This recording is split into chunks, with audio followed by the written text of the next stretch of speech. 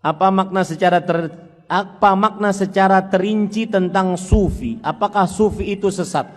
Sufiyun, sufi, orang ahli tasawuf sendiri berbeda pendapat dari kata mana sufi tersebut. Pelaku tasawufnya sendiri berbeda pendapat. Ada yang mengatakan sufiyun diambil dari kata-kata as-suf, yaitu bulu domba atau kain wol, as-suf. Karena mereka kebanyakan menganut pemahaman harus benar-benar zuhud dengan dunia, sehingga tidak kenal kain yang bagus-bagus, memakai kain, memakai penutup badannya, bajunya dengan kain wol yang masih bau. Jadi kalau keringetan bau. As-suf. Ada makna yang kedua, as-sufiyah atau as-sufi diambil dari kata-kata as-safa, yang artinya bersih, karena mereka tugasnya membersihkan hati.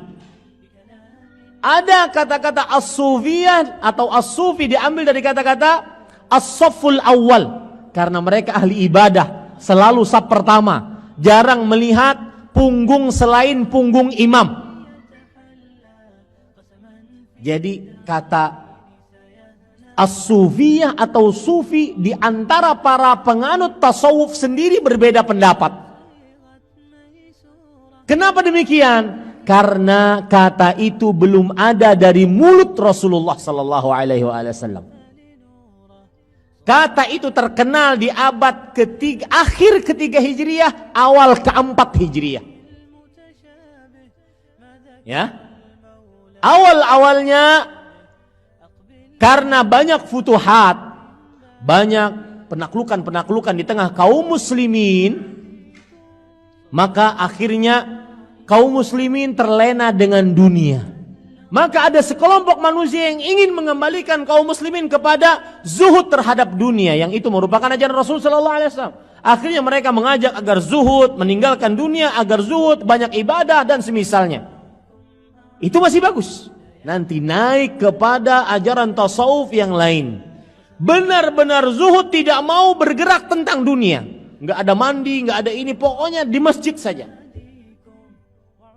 Lebih parah lagi abad selanjutnya, abad ke-5, ke-6, ke-7 Hijriah. Itu mulailah timbul tarekat-tarekat tasawuf. Mulailah ada istilah untuk menggapai kepada Allah, ada syariat, tarekat, hakikat, ma'rifat. Dan istilah ini belum ada dari Rasulullah sallallahu alaihi wasallam. Tapi kalau seandainya yang dimaksud syariat mengamalkan syariat Islam secara lahiriah dan harus dengan tarekat Rasulullah sallallahu alaihi wasallam, kemudian sampai akhirnya kepada surganya Allah Subhanahu wa taala, keridhaan Allah, maka itu yang dimaksud. Tapi kalau seandainya yang dimaksud ma'rifat, berarti wihdatul wujud. Yang wihdatul wujud dua bagian. Yang pertama al-ittihad, yang kedua hulul. Ittihad yaitu menyatu. Kopi susu nyatu jadi kopi susu, itu namanya ittihad. Hulul artinya yahullu mahallah, yaitu ini si fulan karena dia sudah ma'rifat kepada Allah, kemudian si fulan tersebut Allahnya masuk ke dalam dirinya, hilang fulannya, tinggal Allahnya. A'udzubillah. Ini ujung-ujung dari ajaran tasawuf. Makanya ada kadang-kadang pembicaraan, saya pernah ikut kajiannya masalahnya. Ada kadang-kadang pembicaraan, hati-hatilah, ini pembicaraan orang ma'rifat, syariat tidak masuk ini. Enggak benar para ikhwan.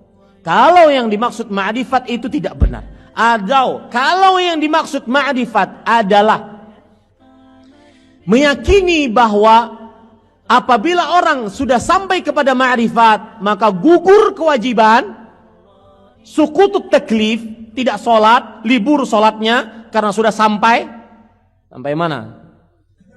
Sampai tol Cipinang. Maka pada saat itu para ikhwah, ini tidak benar. Kenapa? Karena Allah berfirman, wa'bud rabbaka hatta ya'tiyakal yaqin. Sembahlah Rabbmu sampai datang keyakinan. Allah juga berfirman, itu disebutkan kalau tidak salah dalam surat Al-Hijr. Allah juga berfirman dalam surat Ali Imran, wala tamutunna illa wa antum muslim. Jangan sekali-kali kamu mati kecuali dalam keadaan beragama Islam. Sayyidul mursalin, sayyidu waladi Adam, sayyidul atqiya'i was salihin. Nabi kita Muhammad sallallahu alaihi wasallam, beliau beribadah sampai beliau meninggal. Tidak ada sukutut taklif, gugur kewajiban, enggak ada. Maka kalau seandainya yang dimaksud dengan sufiyah sampai kepada derajat ma'rifat yang akhirnya gugur kewajiban, ini tidak benar dalam agama Islam. Ini tidak benar dalam agama Islam. Ya, ini para ikhwan yang dirahmati oleh Allah Subhanahu wa taala. Cukup kiranya. Ya, sudah jam 8. Mohon maaf pertanyaan tidak cukup. Tidak bisa dijawab lagi. Mudah-mudahan pada pertemuan yang akan datang kita bisa bahas. Wallahu a'lam wa sallallahu nabiyana Muhammad walhamdulillahirabbil alamin. Wassalamualaikum warahmatullahi wabarakatuh.